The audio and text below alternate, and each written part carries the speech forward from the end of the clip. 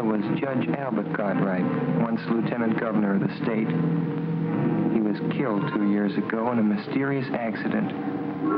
We were not only father and son, but friends.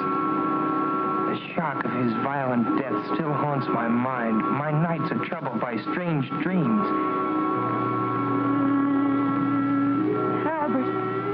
Albert, you've come back to me.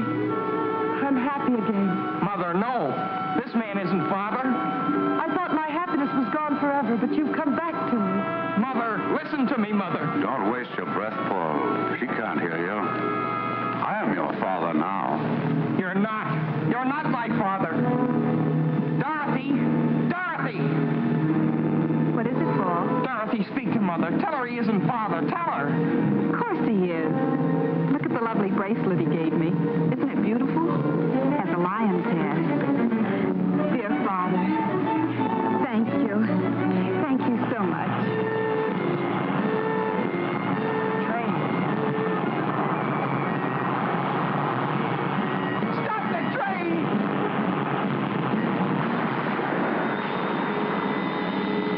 Just what I've been waiting for.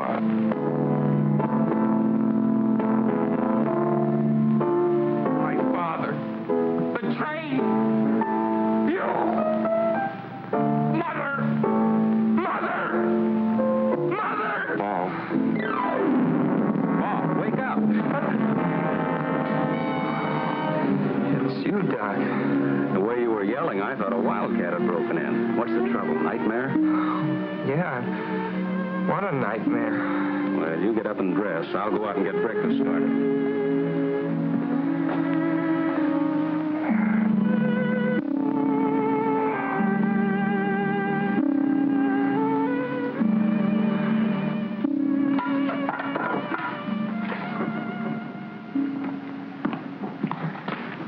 Fall to, Paul. Here's your breakfast.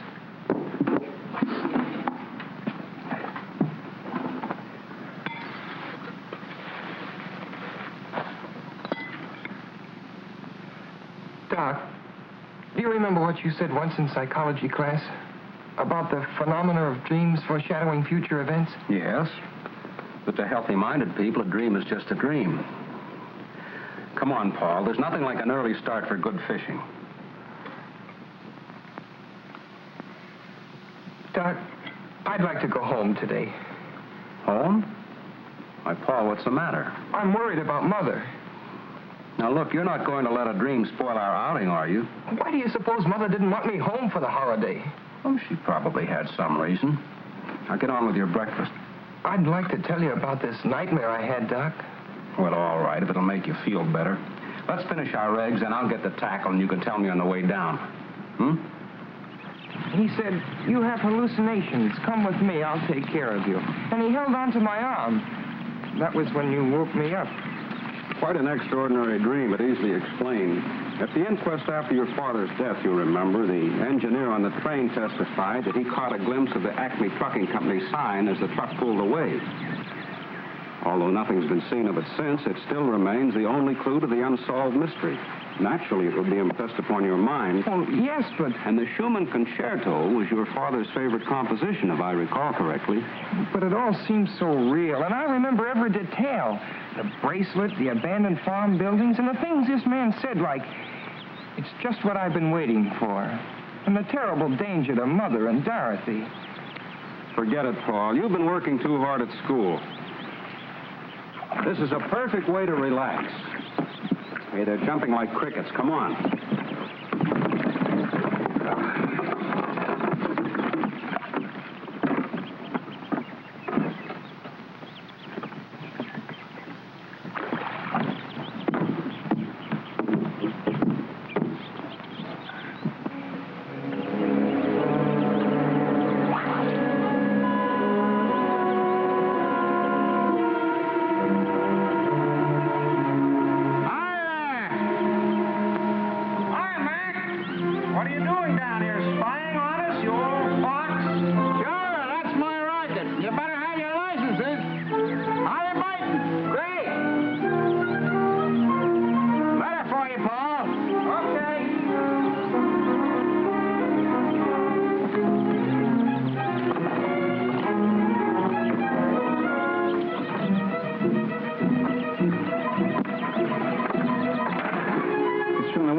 trust and forwarded up here from the school, and I figured it might be important, so I brought it up to you. Well, thanks, Max. No trouble. If there's any answer, I can mail it for you over in the village. Well, there's no answer. It's a letter from my father. Huh? Say, you're not pulling my leg, are you, Paul? Oh, no, Max. Dad left a series of letters with the office of his estate. I get one every few months. Well, I'll be doggone. Leave it to the judge to think of something like that. Uncanny smart that man was. Well, you want to read that sort of private.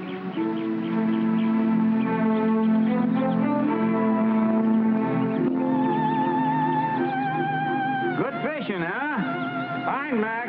How long you figuring on staying up here? Oh, Doc. Yes, Paul. Would you mind coming over a minute, please? Now, so long, boys. Goodbye, Max.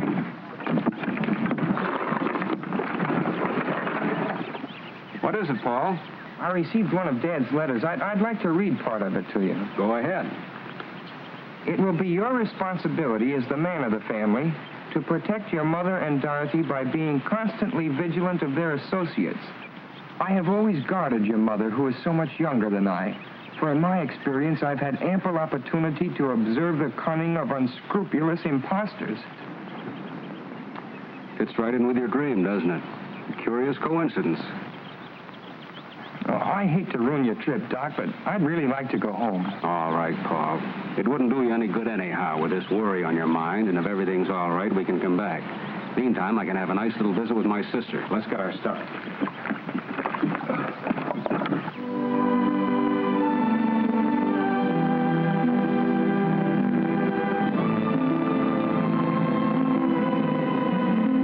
Thanks a lot, Doc. You're welcome, Paul. You can reach me at my sister's. Okay, so long, Doc. Hello, Ben. Mr. Paul, well, this is a surprise. Oh, I got kind of homesick. How's everything, Ben? Well, everything's about the same so far. Where's my mother? Mrs. Virginia, she went over to the club to have lunch with Mr. Curtis. Curtis? Well, who's he? Well, he's been coming around here every day for the past month. You mean he's been coming around to see Mother? He sure ain't been coming to see me, no, sir.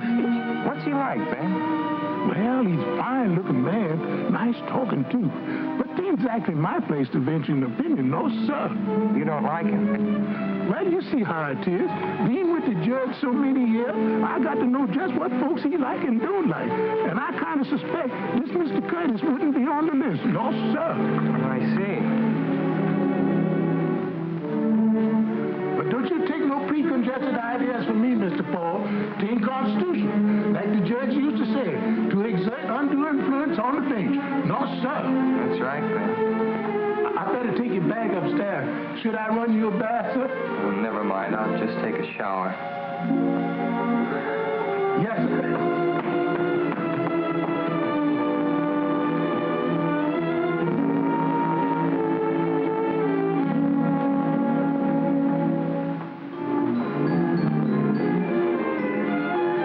Thanks, Ben.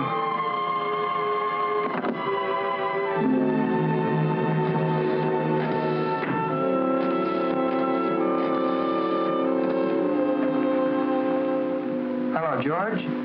Yeah? Well, for God's sakes. Well, where are you? Well, why didn't you let me know? Come on over. I want to talk to you. It's confidential. Okay.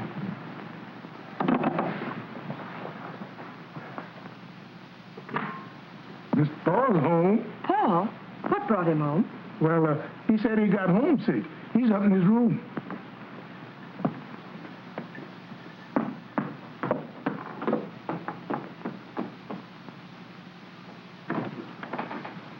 Paul, darling. Hello, Princess. Didn't you like the fishing? Oh, it was all right, but I wanted to come home. Well, I had so many engagements, dear. Of course, if I'd realized Come that... clean, Mrs. Cartwright. Where's the Romeo? Benjamin told you. Well, his name is Brett Curtis, and he's most charming. You know, I haven't even been slightly interested in any man since your father died. But I must admit I like this one. You'll meet him tonight at dinner, and I want you to like him, too.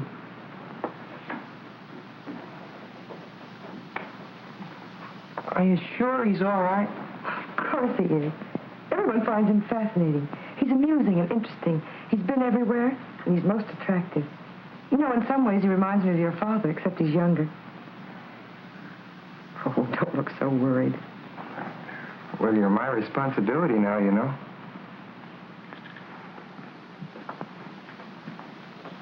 Paul, you know how lonely I've been. Yes, I understand that. Darling, I've got to change. I hope you have a decent suit to wear. I've been bragging about how handsome you are. I'll probably slide down the banister in my pajamas. If you dare. Oh, excuse me, Mrs. Cartwright. Hello, George. How's Lydia? Poorly, ma'am, poorly. But she'll be all right when she finds out Paul's home. Hiya, Paul. The old grind. Gosh, I'm glad to see you. What's all this confidential business? How about this guy my mother's got in tow? Oh, him.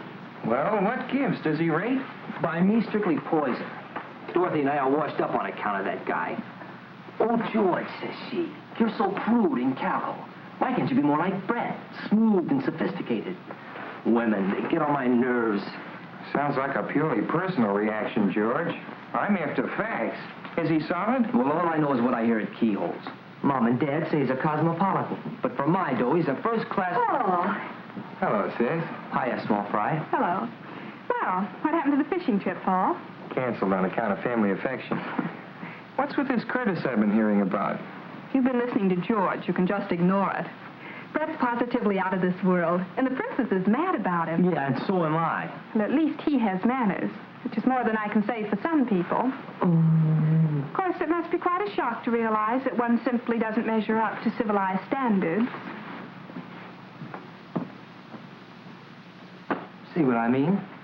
You know how we used to get along. Now where am I? Oh, take it easy, George. It may blow over. Nah, she'll never be the same. And I'm too old to change. There he is now. Brett, how are you?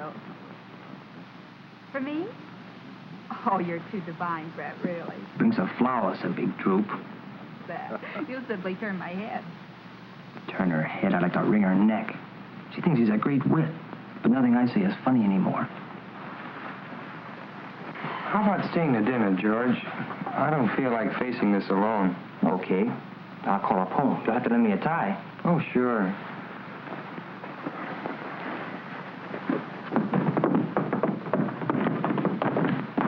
Gosh, do I look all right? Maybe I should have gone home and changed. You'll do. How nice you both look. Paul, this is Brett. How do you do? I'm glad to know you, Paul. Of course you know George Hanover. Hello, George. I've been hearing quite a lot about you. Well, Mother and Dorothy have been giving you quite a build-up, too. Well, I hope you won't hold it against me. I feel as if I'd met you somewhere before. That's because Brett looks like Father. Oh, I don't think so. Except maybe his nose a little. Thanks, Paul. I'd rather not look like anybody but myself. Paul is a great deal like his father. I understand you have his talent, too. Maybe a speck of it. I've been reading one of his books on criminology. My friend, Professor Muleback, the psychiatrist, recommended it to me. The professor thinks your father had a brilliant mind. Well, Father's best book was never completed. I hope I'll be able to finish it for him someday. I knew you two would like each other. Dinner served, ma'am. Dorothy? Paul, I have everything you want. Dorothy, it's they're nice to meet you. really beautiful. I thought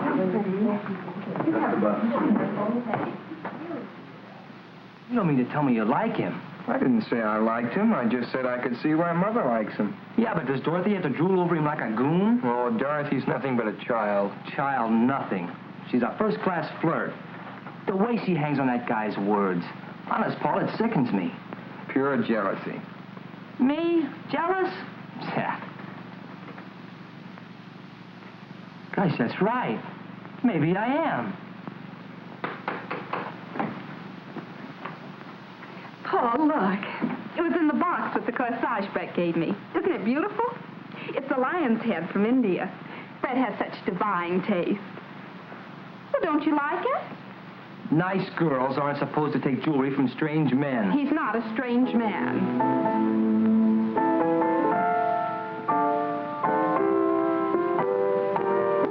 Paul, what's wrong? You're as white as a sheet. I feel kind of...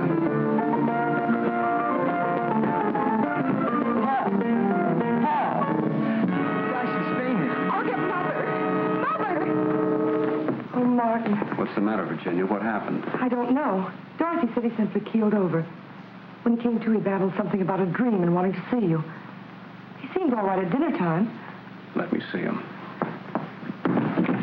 Feel better? Say, you know, I had an uncle once. He used to get fits. They had to put a spoon in his mouth. Hello, Doc. Well, young man, what's this all about? Darling, what is wrong? Nothing, Mother. If you don't mind, though, I'd like to talk to Dr. Vincent alone. Well, I guess I'll barge along home then. Hope you feel better, chum. Well, I'll be okay. See you tomorrow. Right. You look feverish. Oh, I just had kind of a mental shock. Remember the dream I told you about this morning, Doc? Yes? The part about Dorothy and the bracelet? Yes?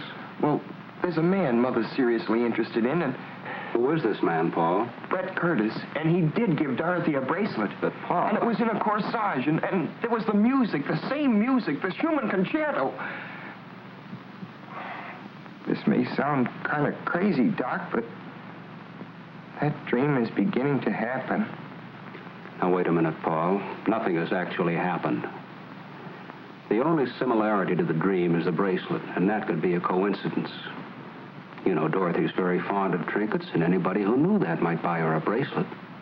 As for the music, it's probably sitting on the piano. I wouldn't worry too much about it, son. Have you told your mother about this dream? No. Mother thinks I've got too much imagination. Besides, she's gone overboard for this Curtis, and you can't talk to people when they feel like that about someone. You're pretty young to know that. I felt the same way about a girl last year. Nobody could tell me anything until I found it out for myself. And you may be entirely wrong about this man. Now, the best thing to do is to find out all we can about him. Suppose you and I go down and see Bill Allen tomorrow. A banker doesn't usually take people at face value. We'll let him investigate. That's an idea. Oh, and Doc, when you go downstairs, I wish you'd drop in and meet Curtis. I'd like to find out what you think about him. All right, Paul. Now stop worrying.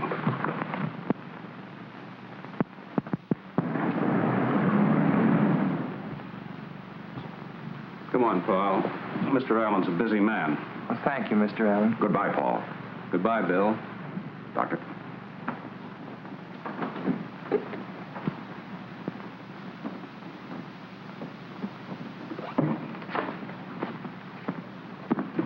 Good morning, Curtis. Oh, good morning, Doctor. Hello, Paul. How are you feeling? Oh, I'm fine, thanks. You certainly gave us a scare last evening. I hope you've laid down the lot with Doctor. What he needs is more fresh air and exercise. Well, you can't pass exams on fresh air. Not in my school. No, Paul takes his studies very seriously. Come along, Paul. Good morning, Curtis. Goodbye.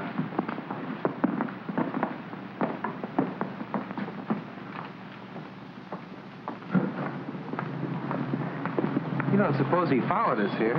Oh, come now, Paul. The man banks there. Aren't you convinced that Allen knows what he's talking about? My intuition isn't. I'd take it easy on that intuition business, son. It can become an obsession, you know. Well, if you don't mind, Doc, I think I'll walk home. Well, that's a splendid idea. Do some deep breathing and try and rid your mind of Curtis.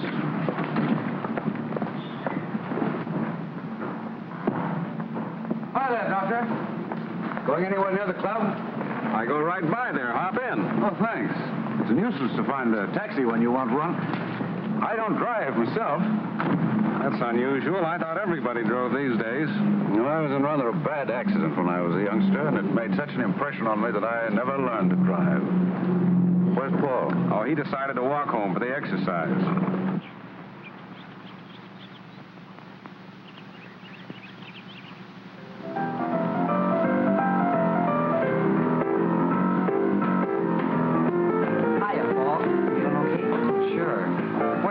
Well, the gang's here, and we're going down to the river to watch a boat race. I thought you'd like to come along. Hello, Lydia. Paul Cartwright. Well, if you aren't the absolute limit, not letting me know a thing about coming home.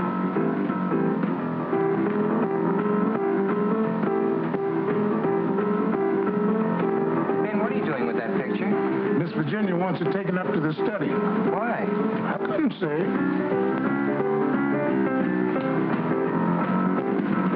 Where's Mother? Downtown. She'll be back for lunch.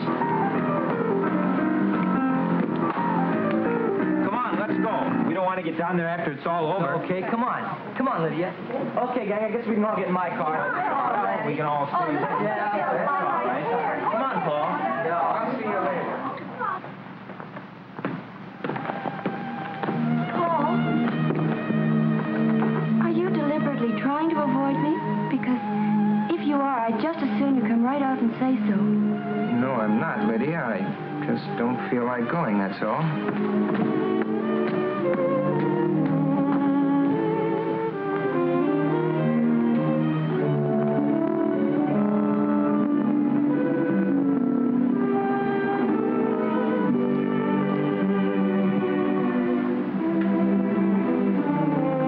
Sorry, sir. I sure did hate to move the judge out of his place. Well, maybe this is where he'd rather be, Ben. He spent most of his time up here anyway. Yes, sir. He looks so alive. Almost as if he could speak. I wished he could.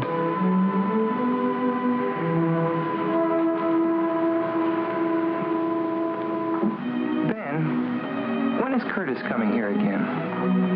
He's coming to lunch. I want you to do something for me. Anything you say. When you take his glass off the table, don't touch it. Use a napkin and put it aside. You know what I want, Ben. Yes, sir. Oh, and Ben, I'd like a sandwich and a glass of milk up here, please. Yes, sir. Do you have the keys to the files? Thanks, Ben.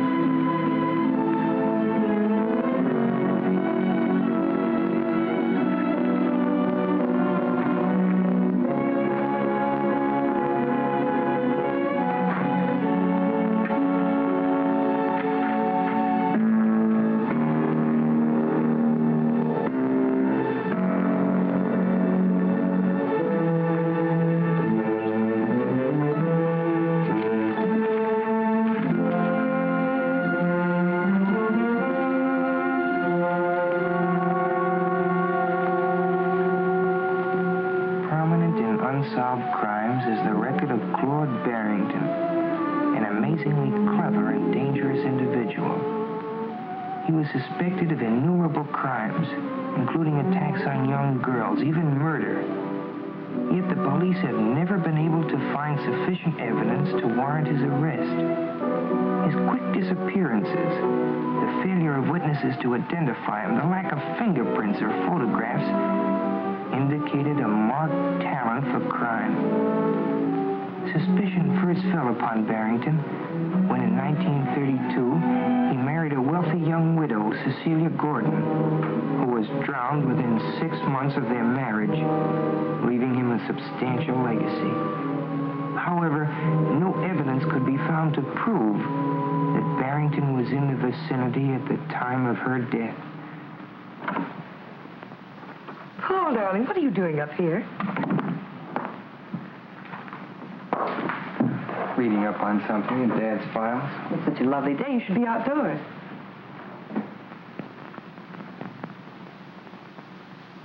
I'm sorry about moving the picture. I wanted to change things in the living room. It's so old-fashioned. I wanted to brighten it up a bit. It's all right, Mother. Paul, are you going to make things difficult? I haven't said anything. And what you say, it's your attitude. Why don't you like Brett? I just don't want you to make a mistake, that's all. How much do you know about him? Everything. He's told me all about himself. Paul, why are you so mistrustful? I received one of Dad's letters yesterday. Maybe you'd better read it.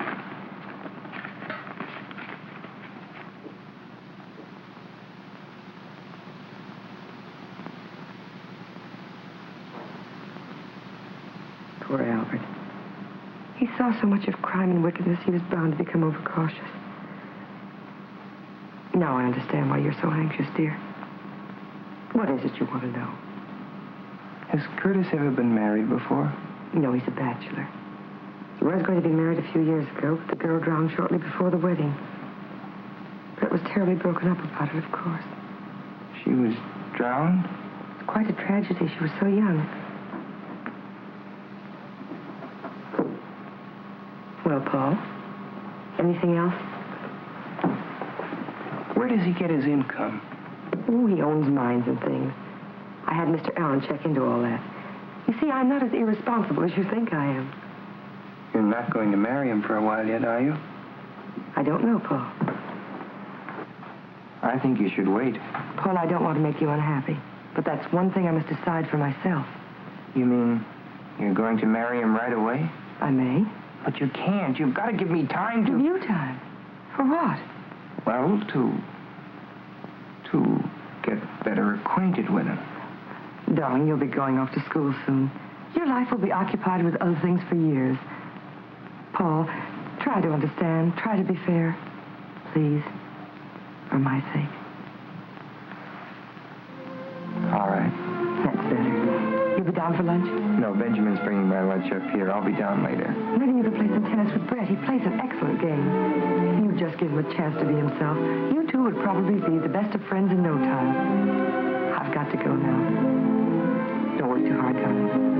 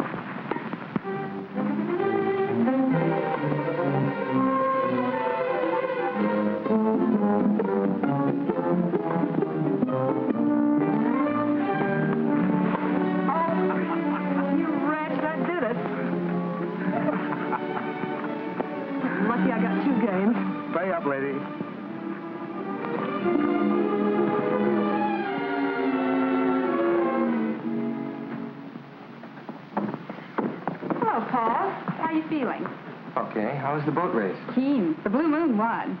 You should have come with us, Paul. Lydia's furious. Oh, she'll get over it. I've got too much on my mind. Any lunch left for me, Ben? There's sandwiches and milk in the breakfast room, Miss Dory. Oh, thanks, Ben.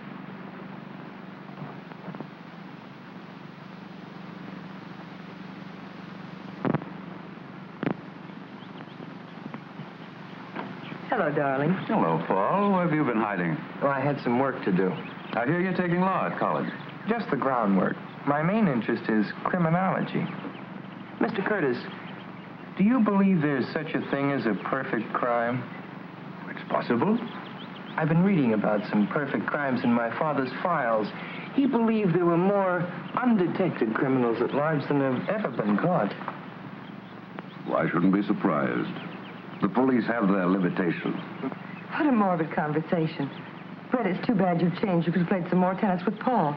I wouldn't have time, darling. I promised to go up to Middleborough and look at some property for a friend of mine. Oh, Brett, why couldn't we drive you up? The ride would do Paul good. Oh, that's nice of you, Virginia, but it'll take hours to look at tracks, and I'll be talking business. I'll phone you when I get back. I'll walk down to the gate with you. Do, Paul. Goodbye, Brett. See you later, darling. Understand you've traveled a lot. Well, yes, I've always been curious about what was beyond the next horizon. Ever been to Nevada? Yes. Magnificent country it is, too. Makes a man wish he could paint. You'd like it. What's Reno like? Oh, that's indescribable. It's a hodgepodge of Wild West and Wild East. Cowboys, divorcees, mink and mustangs, feud ranches, and the real thing all shuffled together. I'd like to see some of those old ghost towns. And a real silver mine. Well, I have an interest in several mines. Perhaps we'll take a trip someday. Do you know Colorado? Quite well. Waynfield must seem pretty tame after those places. I've seen pretty much everything worth seeing. I'll be glad to settle down right here. Well, goodbye, Paul. See you tomorrow. I hope we're going to hit it off together. So long.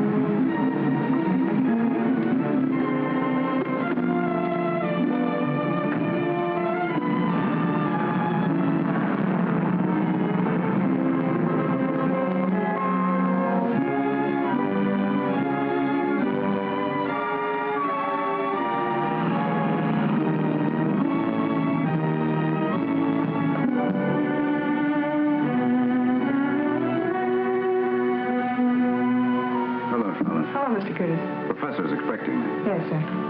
Mr. Curtis. Send him in. Go right in.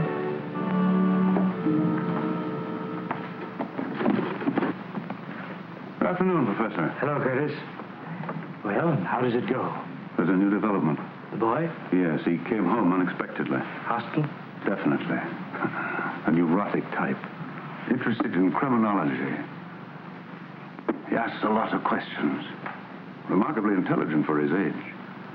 I have the feeling he knows more than he should. Does his attitude affect her? It hasn't yet. But he's a persistent little devil. This morning he made inquiries about me at the bank. Nothing to worry about there. Everything is in order. This afternoon he was looking through his father's files. When he came downstairs, he asked me if I believed there was such a thing as a perfect crime. You'll bear watching. Has she accepted you? She hasn't yet, but she will. What's the girl's attitude? Oh, Dorothy. A complete conquest. A little beauty, too. Be careful. I warned you before. That weakness of yours will ruin all our plans. Don't worry. Nothing will ruin our plans. I waited a long time to get back at Cartwright. I'll make them pay for his meddling interference if it's the last thing I do. You'll do as I tell you. Don't forget, I'm in this, too. Perhaps I made a mistake. Perhaps I should have kept you as a patient instead of making you an associate. Don't forget, I'm concerned with the financial outcome in this case, not your personal revenge. You have nothing to complain of. Everything's working out. The boy is the first hitch. He sounds like a subject for mental analysis. You might suggest it to the mother. Sometimes these cases destroy themselves. The important thing is to get the wedding over with as quickly as possible. When you are legally in possession, we can take care of him here. Funny, that thought was in my mind, too. But why wait till I'm in possession? As her husband, you would be in a position to comfort her. As her fiancé, such a tragedy might cause a revulsion against you. That's true. Therefore, you must lose no time. The stakes are high, and there's constant danger if the boy is following the Barrington trail. Barrington is legally dead. Fortunately, so is the judge. However, fools and children sometimes stumble upon details which even the most careful strategist has overlooked. I had better meet the lady as soon as possible. Meanwhile, you must impress her with my professional distinction. Understand? Perfectly. Now, be careful. If you can't accomplish this within the week, our relationship shall revert to that of doctor and patient. I'm spending the weekend with them. I'll have her consent before Monday.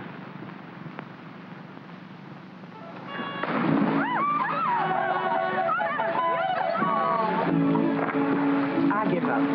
Brett, you bewitched the dice. I seem to be lucky in everything but love. You don't really mean that. Virginia, why do you keep putting me off? You promised me you'd give me time to think it over. You know how much I care for you. We've both been lonely. Why should we put off the happiness of being together? Brett, the wine is wonderful!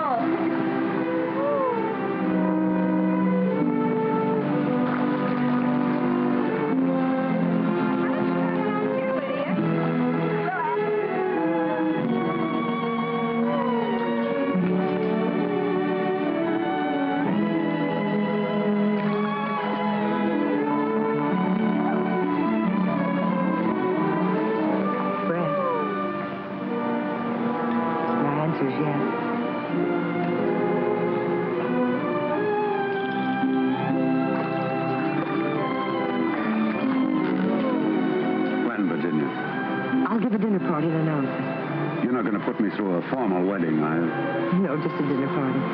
We'll slip away quietly, and I'll send the announcements out later. Good. We'll elope. Elope? That sounds so young and reckless. It doesn't seem right with two grown children. do like them, don't you? Like them? A handsome, full-grown family on a silver platter? And you? What more could a man ask? Darling, do you realize that you haven't kissed me since we've been engaged?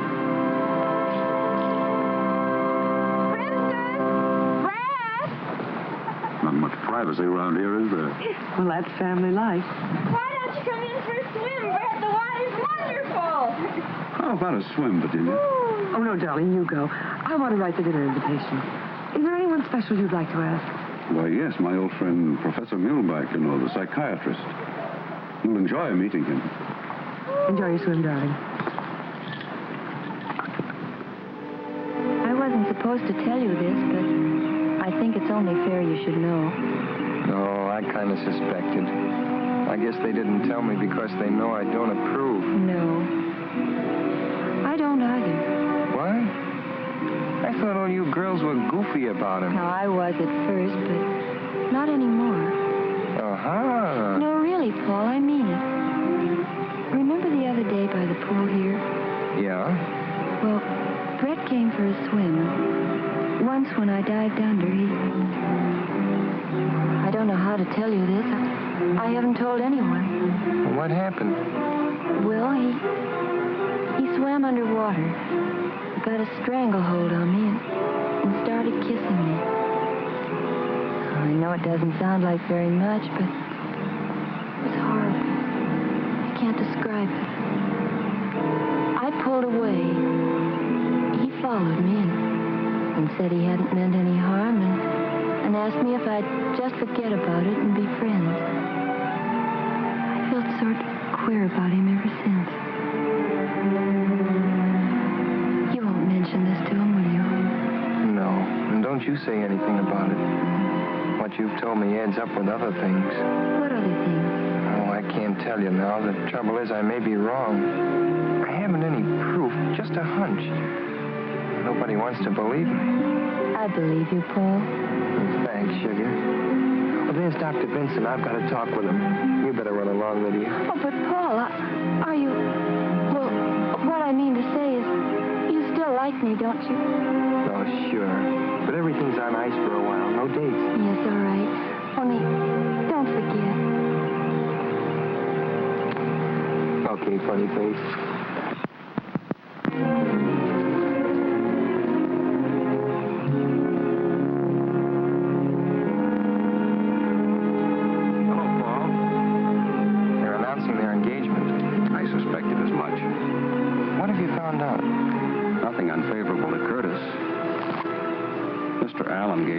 Answers to some inquiries he made. After reading them, you'll probably agree it looks like a clean bill of health. Well, that may be so, but Lydia just told me something. Would you mind coming up to my room a minute, Dad? Not at all, Paul.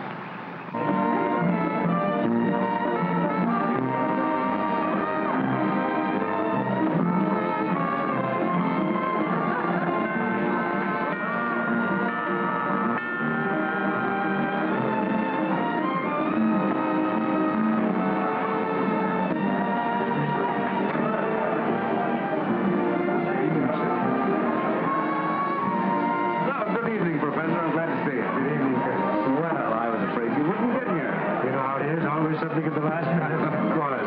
Virginia, this is Professor Muehlbach. Mrs. Cartwright. How do you do, Professor Muehlbach? I'm honored, madame. It was most gracious of you to invite me. Brett told me so much about you, I was anxious to meet you. Thank you, madame. A happy occasion, this, eh?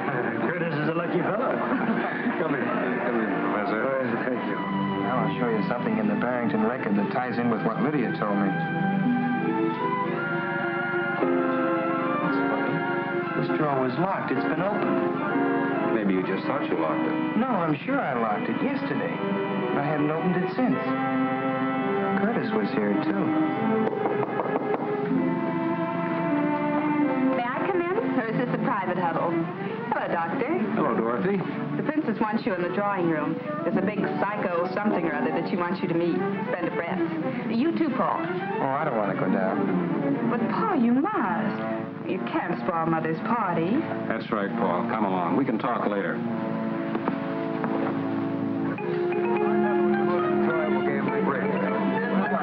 However, I must say that I think that we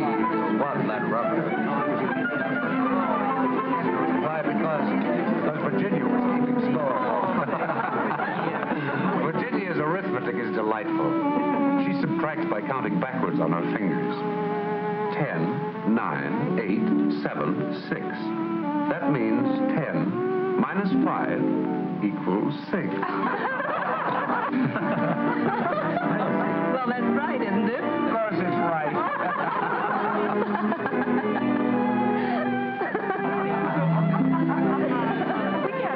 We had a perfect storm. Well, tell me about psychiatry, Professor. It must be very interesting.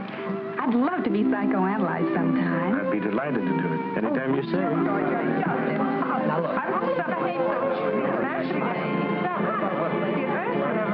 Miss Cartwright. Benjamin, Mr. Curtis will call. Well, my friend, here's a chance to display your domestic accomplishments. It's just what I've been waiting for.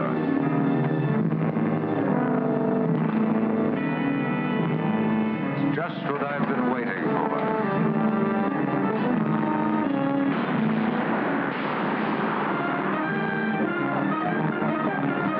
Sorry.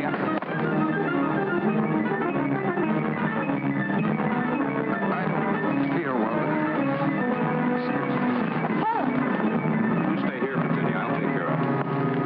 Paul hasn't been himself lately. An extremely sensitive boy, madame. I would like to talk to him. I have been most successful with the juvenile neurosis. It's nothing serious, Professor, I'm sure. Paul, what is it now? Words in my dream. Curtis said, it's just what I've been waiting for. When he said that, I could hear the train coming and then the crash. Gosh, Doc, it's spooky. It's got me. You've got to pull yourself together, Paul. Now, let's look at this thing realistically. I understand Bill Allen's going to announce the engagement. He's known your mother all her life. Do you think he'd sanction a match if he weren't sure of Curtis? I can't figure it out. Maybe I'm going wacky, Doc, but I could swear he's Barrington. Barrington's dead, Paul. I don't believe he is. But it's too fantastic.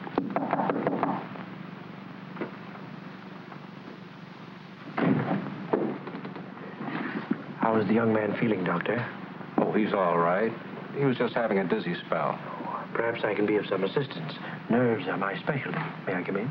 Well, it's just a reaction from overwork at school. Ah, yes. I was an intense student myself at his age. Do you mind if we have a little talk, young man? I feel all right. Perhaps the doctor had better go downstairs. Seems a pity to spoil Madame's party. I'd rather have Dr. Vincent stay. Of course, I have no objection. Let's sit down and be comfortable. I understand you are an unusual boy, Paul. Extremely talented. You intend to pursue your father's research into criminology? Yes. An interesting subject. But something must be done about these nervous attacks. They're not exactly normal at your age. I presume you are devoted to your mother? Of course. As one student of human nature to another, may I speak frankly? Go ahead. In some cases, filial devotion to a mother goes beyond the borderline of normality. It can frequently produce hallucinations. Did you say hallucinations? Oh, do not be offended. I'm merely stating a theory. Let go. Please don't agitate yourself. I'm only trying to help you. I don't need a psychiatrist. But you do. I believe it is your emotional aversion to your mother's remarriage which produces these neurotic symptoms. I'm sure I can cure you in a very short time. I would like you to place yourself under my care at Restview. Restview? That's a sanitarium for mental cases. Yes, but I wouldn't consider you a patient, merely a guest. Guest? Well, that's right of you. Good night, Professor. I'm sorry. I assure you I meant no offense. May I see you a moment, Doctor? I'll be right back, Paul. The boy's agitation reveals an emotional influence which should be corrected immediately. I hope you can persuade him. I'll speak to him. Good.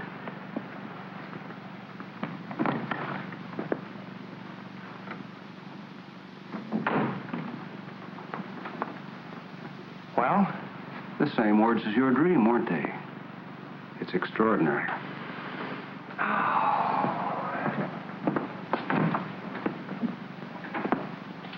Those two are mixed up together somehow, Doc. Hallucinations. Do you believe that stuff? I've read about it in textbooks. And according to him, I've got him. He seems to think so. What else did he say, Doc? Well, he wanted me to ask you to go to his sanitarium and let him analyze you. You know, Doc, that might not be a bad idea. But I don't think it's necessary. But, Doc, I might find out something up there. Yes. But, Paul, if those two men are what you think they are, it'd be mighty dangerous. Well, you could come up every day and keep an eye on me, couldn't you? Yes. Besides, it might be a good way to stall for time. I'd make Mother promise not to marry Curtis till I got back. But, Paul... And meanwhile, you could take these to Armstrong and get him to analyze them, their fingerprints off a water glass. Curtis? I'll talk to Mulbach. Paul, you're a very clever boy. Thanks, Doc. I'd be in a tough spot without you. Maybe we're both crazy. Then again, maybe we're not.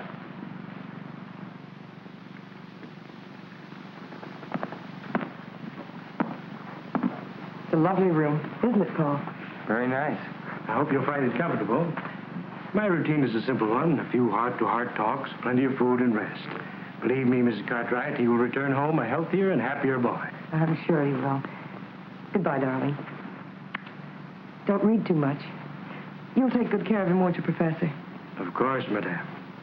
I'll drop in tomorrow and see how he's getting along. Please do, Doctor. I'm always happy to have the cooperation of my colleagues. Goodbye, Paul. I'll see you tomorrow. Goodbye, Doc. Bye, Princess. Goodbye, darling. I'll see you later.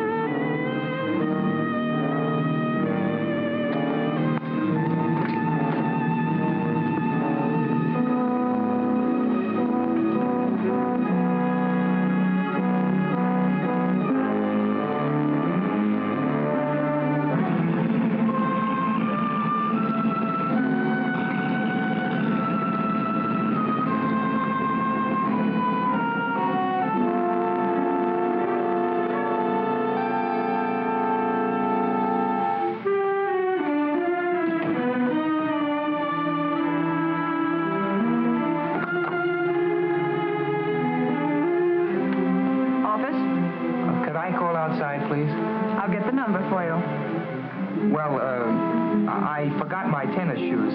Do you happen to know where I could get a pair? I'm sure Professor Mulbach can lend you some. Thanks.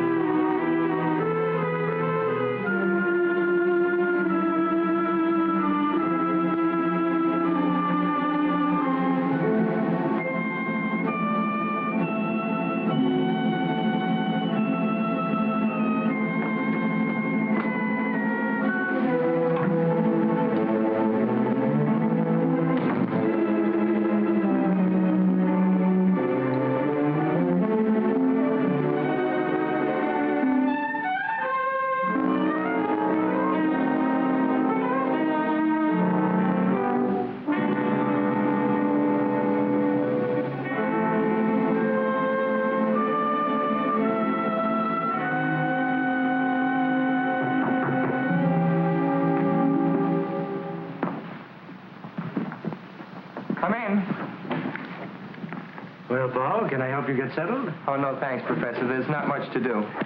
That's a funny place to hang your coat. Oh, I got tired of looking at myself. Same old face. Touch of inferiority, eh? We'll overcome that.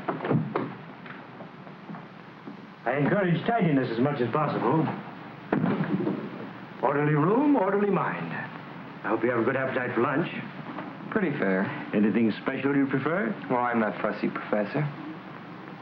That's a nice garden you have. Gardening is my hobby. I'm very proud of my flowers. How about the rest of the place? Do you have many patients? Quite a few, but don't let your mind dwell on that. We are facing in the direction of normality. I hope you will have complete confidence in me. I'll ask you many personal questions. You must be truthful and accurate in your replies. That's important. Remember, we're friends. Just call the office if you want anything. Is it all right if I use the phone to call outside? Certainly. Feel free to call anyone you wish. Thank you. I'll see you at lunch.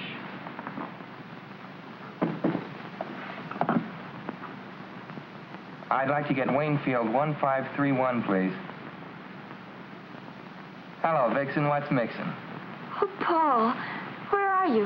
I'm up at Middleborough getting my brain unscrambled. It's all very scientific. Cures hives and hangnails and improves the disposition, it says here. Are you missing my kissing? Was that some kind of code? No, just juvenile vernacular. What pleases the significance? Young romance in the modern manner. Romance. I see.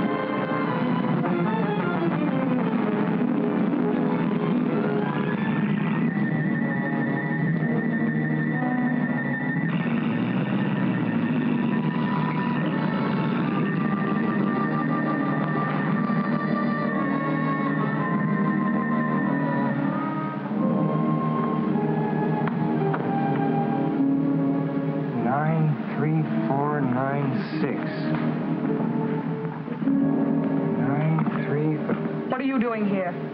Well, I can't sleep. Nightmares. I'll get you a sedative. Go to your room. We don't permit the patients to wander through the corridors at night. Well, I'm not a patient. I'm a guest. I must admit the boy puzzles me. I can learn nothing from him except that he suspects you. I'm sure he knows you're Barrington. How he arrived at that conjecture, I don't know. From his father's files, I found the Barrington folder in his desk. The boy's as persistent as his father was. I won't be in the clear until I get squared with the entire family. It'll be quite ironic, won't it? The elusive Barrington, married to the widow of the Honorable Judge Albert Cartwright. He won't be if Paul can help it. Right now, his main idea is to delay the marriage. He's managed that already. promised him not to marry me until he returns.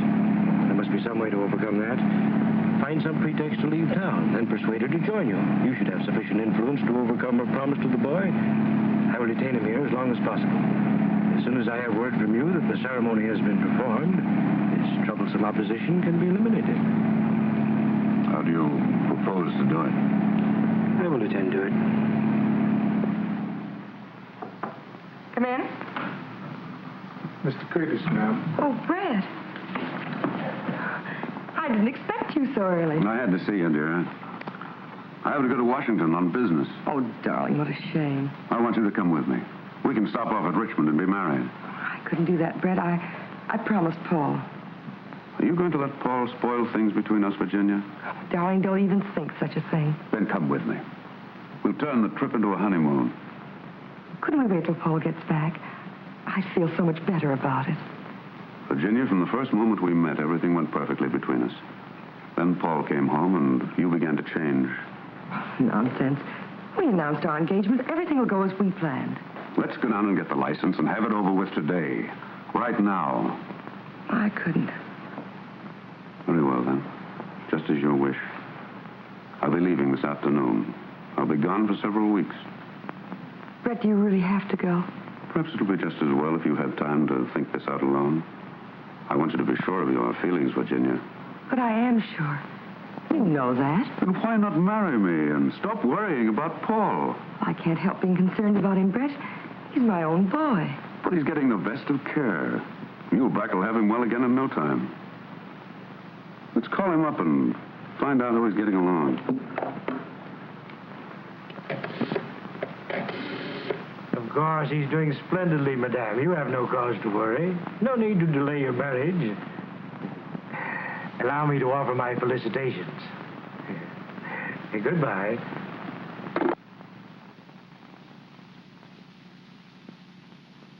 How long will it take you to check some fingerprints? Whose are they? Curtis. Paul got them. He asked me to turn them over to you. He's a chip off the old block, all right. The judge hung on like a bulldog whenever he got his teeth into anything. That's right. I'll have these checked just to prove there's nothing to it. Let me see. Where does Curtis hail from? Oh, he's lived in Oregon, Nevada, Colorado, California. California's good. They get thumbprints on driver's licenses. Curtis says he doesn't drive. Well, we won't take his word for that. Check those with Washington, Tom, and try the California License Bureau. Okay, Chief. So long, Doc. I'll let you know, Doctor, if anything develops. Goodbye, Mr. Armstrong. Thank you.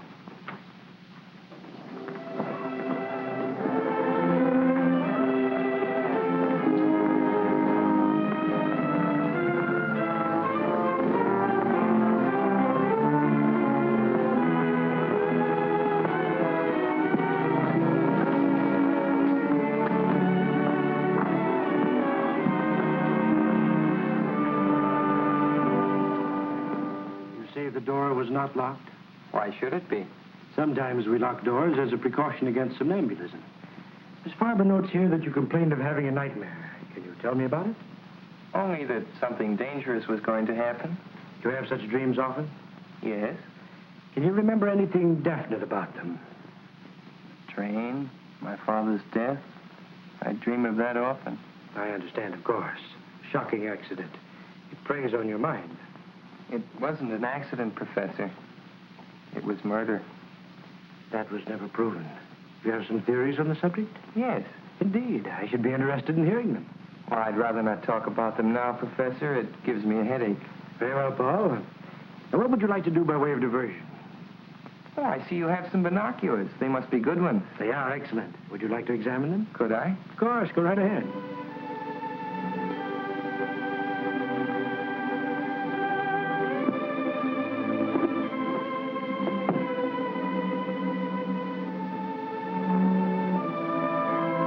Swell. I'd like to take a good look. Come along. You can see Waynfield through them from the roof.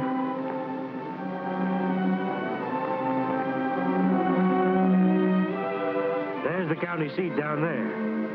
From here, you can see Waynfield.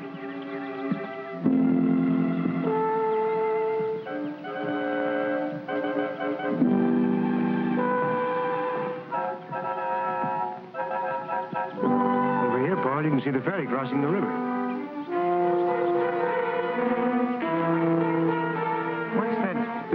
down there?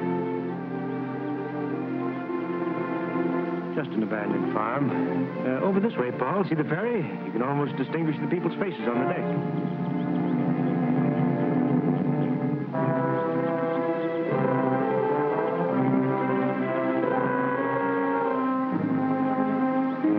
Nice binoculars. Yes, they are. Well, there's Dr. Vincent. We better go down. Yes. Would you mind going to your room? I'd like to have a talk with the doctor. Then I shall send him to you.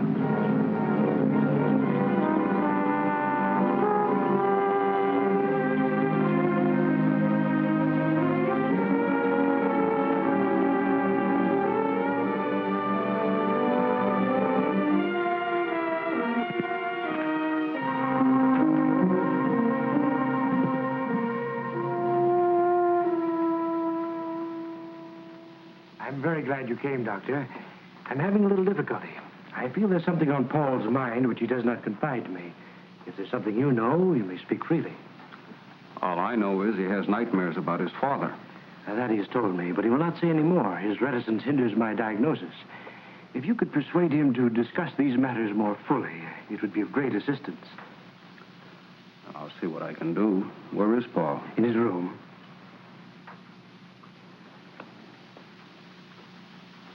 Show Dr. Vincent to Cartwright's room, please.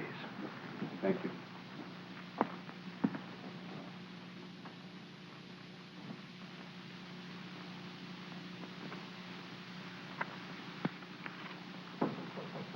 Come in. Hello, Doc. How are you, Paul? Sure glad to see you. How's Mother? Oh, a little worried about you. Otherwise, all right. I saw her this morning. Well, Professor Muehlbach's a good host. I'm enjoying it here. That's fine. Oh, look, Doc, I found something in Plato I'd like to show you.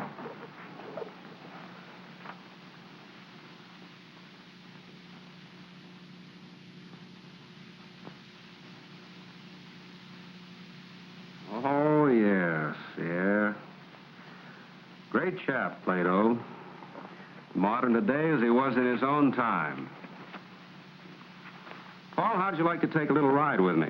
Well, that depends on Professor Muehlbach. We'll have to ask him. Well, let's do that.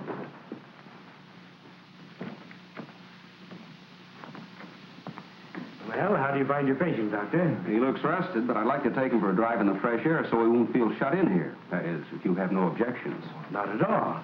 Provided you don't keep him out too long. Oh, a half hour or so. We'll take a drive through the hills. This is beautiful country. I trust you will urge Paul to relax and talk more freely.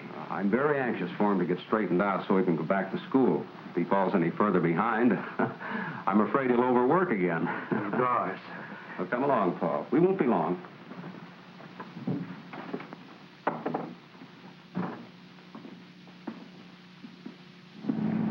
That was luck. I didn't think he'd let me go. He couldn't very well refuse. I saw Armstrong. He's having the prints checked. And Paul, while I was at the city hall, I saw your mother and Curtis go into the marriage license bureau. But, Doc, she promised me. I know how you feel. It hasn't been easy for me to accept this situation either. Maybe you won't have to. What do you mean? There's an abandoned farm building near here, exactly like in my dream. I saw it from the roof. Paul, one ramshackle old building looks much like another. Maybe. But something very strange happened on that roof this afternoon. I had a feeling that Muehlbach was going to shove me off when you drove up. Are you sure you're not just imagining these things, Paul? Sure, I'm sure. And I'll tell you something else, too. Curtis drove himself up here last night. Curtis driving? That's strange. He told me he couldn't drive. I know. That's why I got the license number. I thought maybe you could find out who owns the car.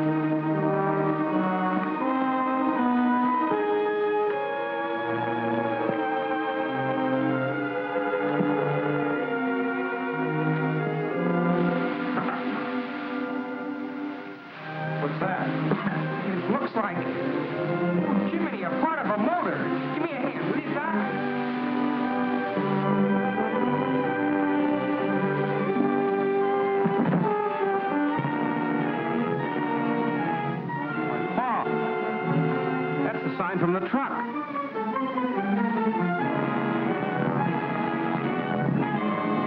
Son, you certainly called a turn on this one.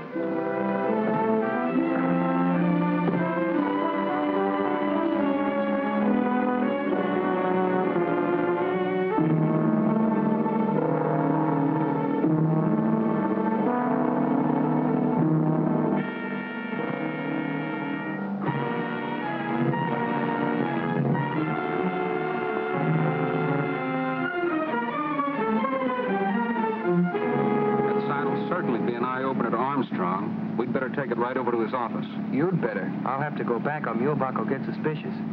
You'd better stop here, Doc. I'll walk the rest of the way. No use taking any chances with that evidence.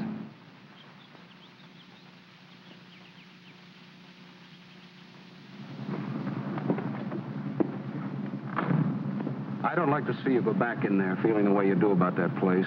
Oh, I'll be all right. I've got to go in and stall for time. If things get too hot, I'll phone Lydia and say I'm lonesome. That'll mean get here quick. All right, Paul, but take it easy. I'd better go home and clean up a bit, then I'll go right over to Armstrong. So long, Doc. Darling, don't be angry.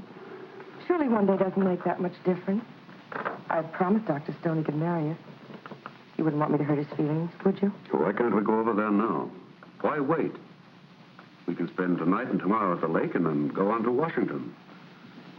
After all, I must think of that contract, Virginia. Even a man in love has to think of business. All right. I'll call Dr. Stone, see if he can't find some time free. He ought to be able to work us in somewhere. A ceremony doesn't take long. Do you want me to call him? No, I'll do it.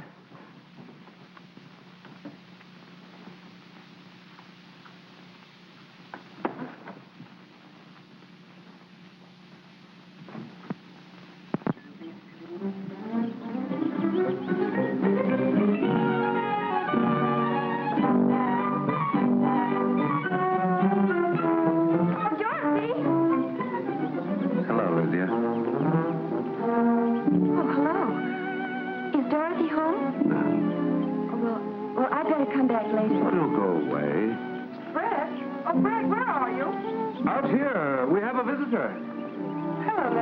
Hello, Mrs. Cartwright. Oh, goodbye. That's strange. What on earth happened? Nothing. She just came looking for Dorothy. What did Dr. Stone say? Dr. Stone? Oh, yes. He's busy all day today and this evening. But I made an appointment for noon tomorrow. Oh, good. Now, where shall we go to celebrate? Why not go to that little inn where we first had dinner together? Brett, I'd rather not go out tonight. I've got packing to do and a few letters to write. I'll just have dinner on a tray in my room with Dorothy and tell her the news. She goes back to school on Monday, and I won't have another chance to see her. I hope I may look forward to your exclusive attention on our honeymoon, Mrs. Curtis. Well, you shouldn't call me that, not yet. It's very unlucky, you know. With all the luck I have, I can afford to be reckless. I'll phone you later, darling.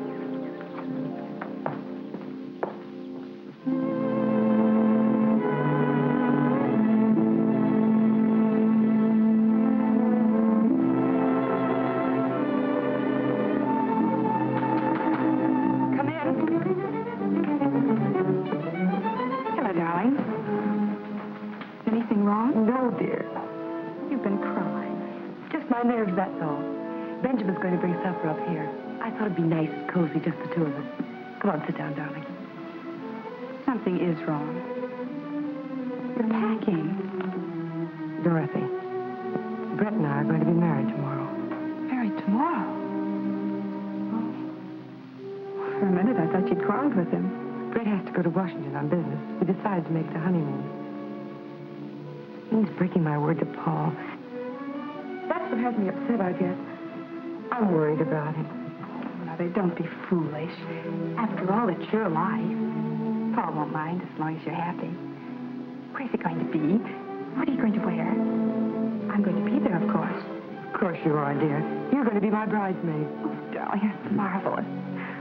What'll I wear? Oh, just something simple. Your blue dress. We're going to be married at the minister's house, and then we'll leave you at the Allens. Brett and I'll go up to the cottage for a day or two before we go to Washington. What did he say? Did he kneel down? Of course not, silly. But he was very determined about not leaving me here. Oh, Brett is so masterful. You'll write to me, won't you? Of course. Every day. That's the story, Mr. Armstrong. And strange as it sounds, you must admit it's not just a figment of Paul's imagination. Well, I've run across some strange disclosures in my career, but the stream detection beats anything I've ever heard. Want me? Yes, take a look at that. Hey, where did this come from? Paul Cartwright dug it up on an abandoned farm at Middleborough, near the Mulebach place. Well, I'll be doggone. All we need now is the truck that goes with it. Better start a search up there. Send the car out. Any news on the fingerprints? No, not yet. Put in a call and speed it up. Miss Farber, didn't you get that number yet?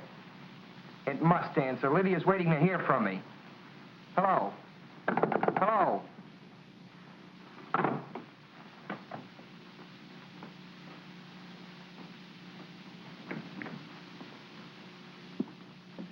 What do you mean by disconnecting the phone when I'm trying to get a call through? I want you to be absolutely quiet. You are agitated. I was afraid your outing today would be too much for you. I'm getting out of this place, but quick. Not in your present condition, my boy. You are hysterical. I couldn't possibly allow you to leave in such a state. Allow me? You don't think you can keep me here if I want to go, do you? I'm afraid that may be necessary. You seem to be forgetting that I'm a guest. All my patients are guests. Sit down, my dear boy, and calm yourself. Tell me, what has upset you? Was it something you found at that farm where you went this afternoon? You followed us. I observed you from the roof with the binoculars.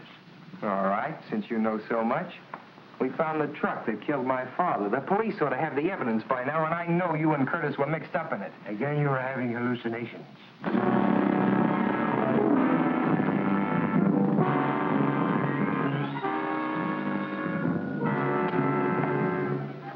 Hello. Oh, hello, Professor. Where have you been? I've been trying to reach you for the past hour. Well, I went to the station for tickets. We're being married tomorrow noon. That's impossible now. I'll explain when I see you. Meet me in half an hour at the east end of the golf course. I'll be there.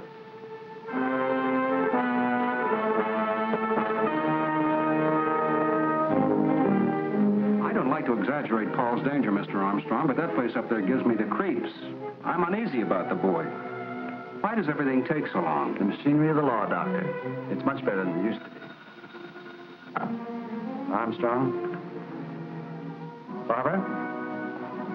The car driven by Curtis is registered under the name of Charlotte Farber. Does that name mean anything to you, Doctor? Why, yes. She's Mulebach's secretary. Yeah? Put a blanket out for it. Get going. Chief, the California Motor Vehicles has a thumbprint on Brett Curtis. It matches the print taken from the body in the mine identified as Barrington. That means Curtis was killed in the mine, not Barrington. Paul was right. And Barrington is just cunning enough to pull something like that, too. Then it isn't unlikely that Curtis... Could be Barrington. Well, Chief, we got what's left of the truck, buried under a ton of hay. Any fingerprints? Yep, in the tool compartment. Compare those.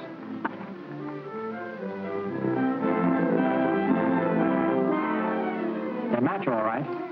They match the Curtis prints Paul got from the water glass. Well, are you satisfied?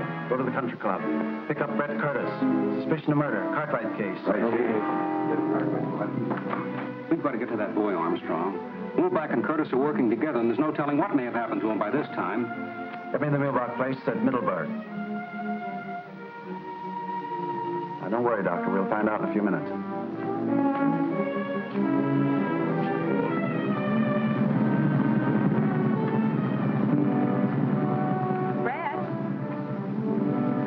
Dorothy, what are you doing here? Princess told me about tomorrow. Oh, Brett, I'm so thrilled. Mother's going to let me be a bridesmaid. Isn't that wonderful? I thought we might drive down to the florist and get dozens of roses and take them to the cottage.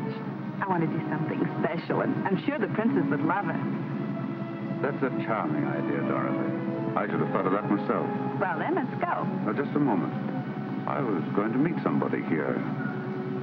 But I'll leave a note for him. Don't be long. Sir, that's strange. Come on, Doctor. My car is downstairs.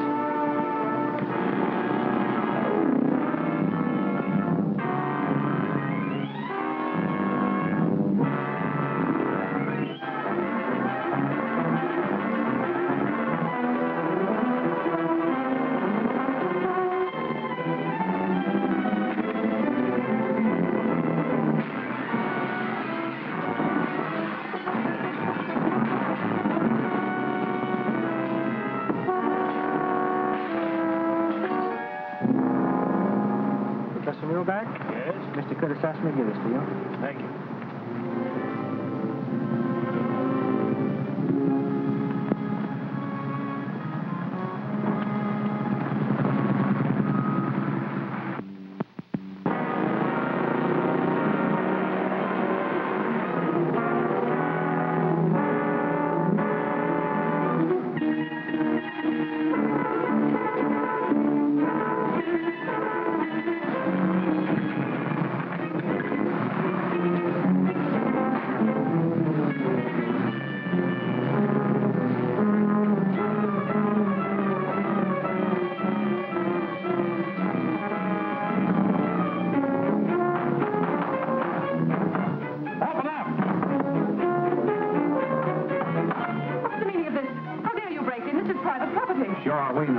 Nuts looking for a padded cell. Where's the Cartwright boys? I know nothing. I'm just an employee here.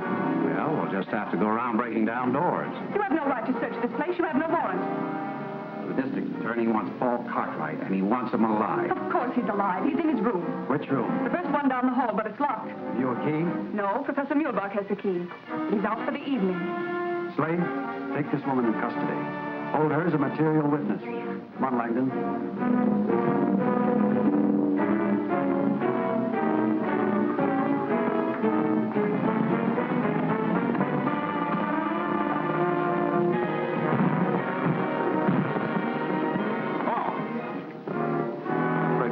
I'm not so sure. Look at this.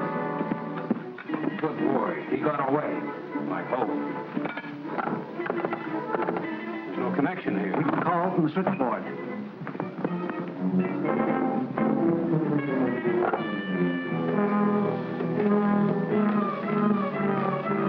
Calling his home? No, I'm calling Lydia. I don't want to alarm Virginia just yet. Curtis may be there. That's right. I'd better have the Cartwright house covered. Hello, Lydia. Yes, this is Dr. Benson. I'm up at Muehlbach's. We've been trying to get you in Mr. Armstrong's office. Paul's here. Hello, Doc. Oh, sure, I got out. What? I knew it. Boy, this is really it. What is it? Hello, Lydia. Paul come home for the wedding? What do you mean, wedding? Well, don't you know? Mrs. Cartwright's marrying that Duke Curtis the first thing tomorrow. How do you know? Well, I saw Dorothy and Curtis come out of the florist with a big box, and they drove off in her car. Mike Peppers told me they were going up to decorate the cottage on account of Mrs. Cartwright. Curtis and Dorothy have gone up to the cottage alone? Yes. Listen, Paul. Just a minute, Doc. Curtis and Dorothy have gone up to the cottage together alone. What? Doc, my sister and Curtis went up to Lakewood. She's alone with them. Muehlbach knows the police are happening. Anything can happen. We're getting out there. So long. Come on, where's the car? Outside. Lydia, you better stay here. Not me. I'm coming with you. Well, why doesn't somebody tell me something?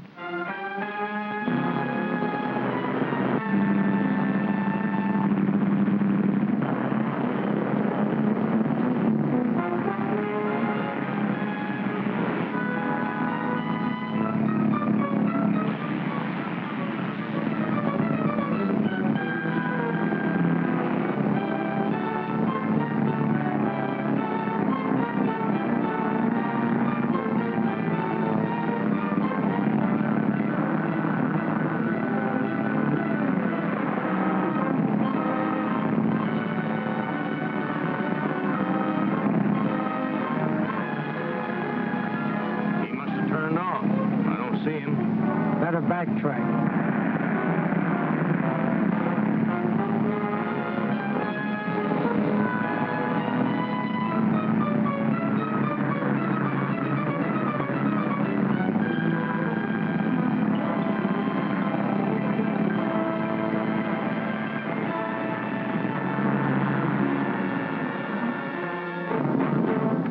Put up your hands and get out. What's the meaning of this? You're under arrest. This is an outrage. You must be mistaking me for someone else. Come along. Get it. So the princess will arrange them all over again. She can make flowers look as if they just grew out of a vase. Well, we better be starting back, Brett. What about a ride in the lunch? It's perfect out on the lake. There are a million stars floating on the water, and the crescent moon looks like something out of Ulmer. Brett, you are the most romantic person. Most men around here never even heard of Omar Khayyam. If they did, they think he's a Turkish wrestler or something. Mother's really lucky. I'm glad you think so. Why are you looking at me like that?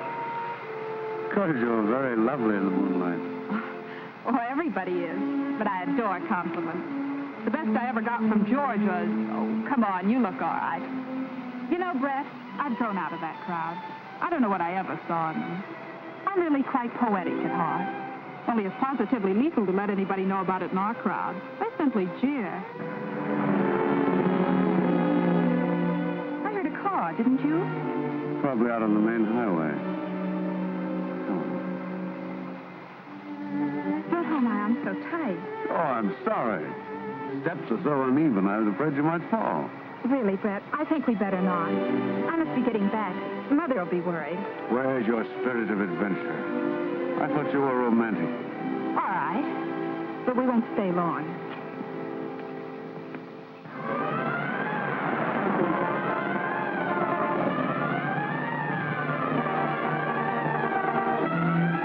They're here, all right. There's no lights on in the house. There's a light in the boathouse.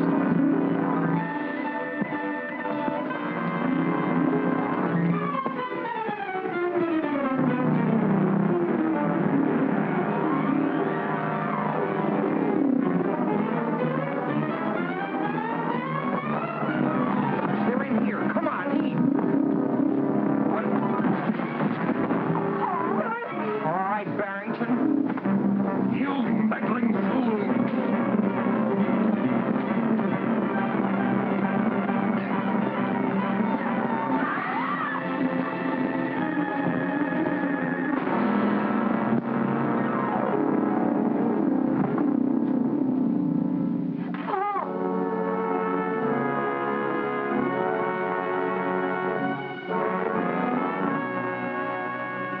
It's clearing now. Look, Mother, we can see ahead. No, Virginia. Don't look back. It's all over.